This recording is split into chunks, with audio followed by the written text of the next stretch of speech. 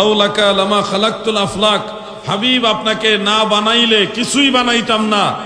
এটা উল্লেখ করে মুহাদ্দিসিনে কেরাম তিনারা বলতেছেন, যেটা যদিও সনদের মাধ্যমে সাহাবিত নয়, কিন্তু মানান লাকিন্না মানাহু সহিহ, এটার মানাটা বিশুদ্ধ। কারণ এই কথাটা অনেকগুলো হাদিসের মধ্যে উল্লেখ রয়েছে।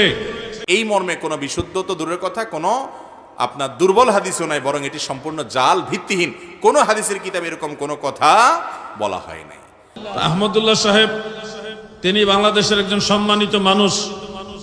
আমার অনুরোধ থাকবে, তিনি সহ যারা এই ধরনের বক্তব্য দেন দায়িত্বশীল হয়ে আরো ভালোভাবে গবেষণা করে কথা বলবেন।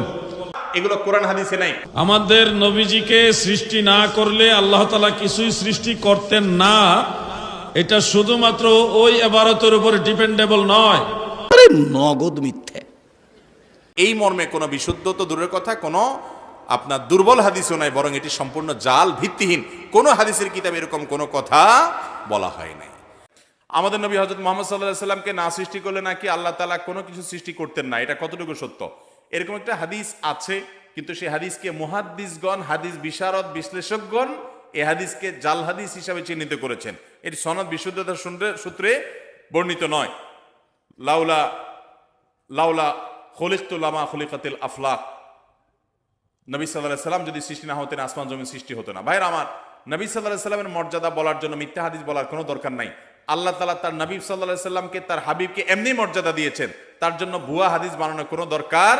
তিনি সকল নবী রাসূলদের মধ্যে শ্রেষ্ঠ, তাকে আল্লাহ মেরাজে ডেকে নিয়ে সম্মানিত করেছেন, তাকে আল্লাহ তাআলা কিয়ামতের ময়দানে হাউজে কাউসার দান করবেন, তার শাফাআত হবে সবচেয়ে বড় শাফাআত, শাফাআতে কুবরা। তাকে আল্লাহ তাআলা কত মর্যাদা দিয়েছেন, অতএব ভুয়া ভিত্তিহীন হাদিস বলার দরকার নেই। বুখারীর হাদিসে আসছে, তিনি বলেছেন লা তুতরুনি কামা আতরাতিন নাসারা ইবনে মারইয়াম, খ্রিস্টানরা ঈসা আলাইহিস সালামের মর্যাদা বেশি বলতে গিয়ে ওনাকে আল্লাহর সন্তান বানায়া ঈমান হারা হয়ে গেছে।